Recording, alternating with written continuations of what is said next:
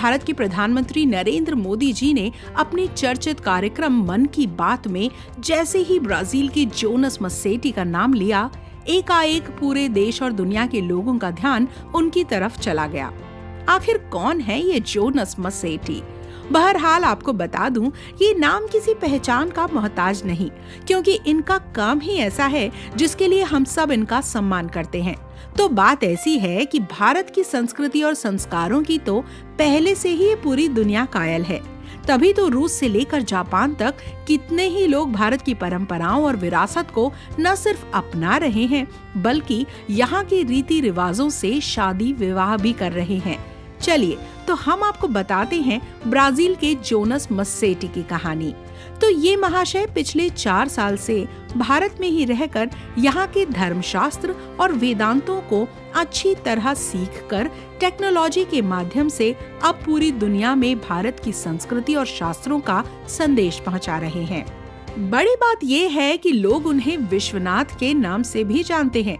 तो हमारे ये विदेशी विश्वनाथ अब पूरी तरह देशी रंग में रंग चुके हैं।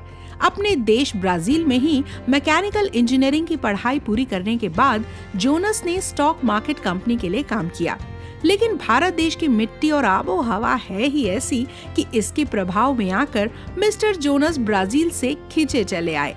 भारतीय संस्कृति और वेदांत से ये इतने आकर्षित हुए कि उन्होंने भारत में रहकर वेदांतों की पढ़ाई करते हुए 4 साल कोयम्बटूर के अर्ष विद्या गुरुकुलम में बिता दिए और स्वामी दयानंद सरस्वती के मार्गदर्शन में वेदांत की शिक्षा पूरी की।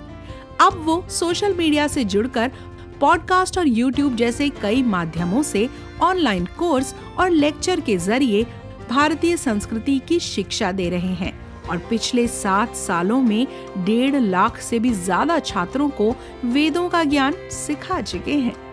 एक और बड़ी बात, इनके देश ब्राजील के कुछ लोग इन्हें ढूंढते हुए भारत आए तो जरूर, पर उल्टे वो पूरी जिंदगी यहीं के होकर रह गए। कुछ लोग यहाँ से लौटकर गए भी तो वो भारत के लिए ही सांस्कृतिक दूत बन गए। जोनास ने वेदांत और भगवत गीता पर ब्राजील में ज्ञान दिया है और आज वह ब्राजील में विश्व विद्या नाम का संगठन चला रहे हैं, जो पेट्रोपोलिस की पहाड़ियों में स्थित है और रियो डी जेनेरो से थोड़ी सी दूर है। अब जोनास मसेट्टी इतना महान काम कर रहे हैं तो हमारे प्रधानमंत्री नरेंद्र मोदी जी ने भी उनकी कोशिशों के लिए उन्हें भरपूर शुभकामनाएं दी हैं।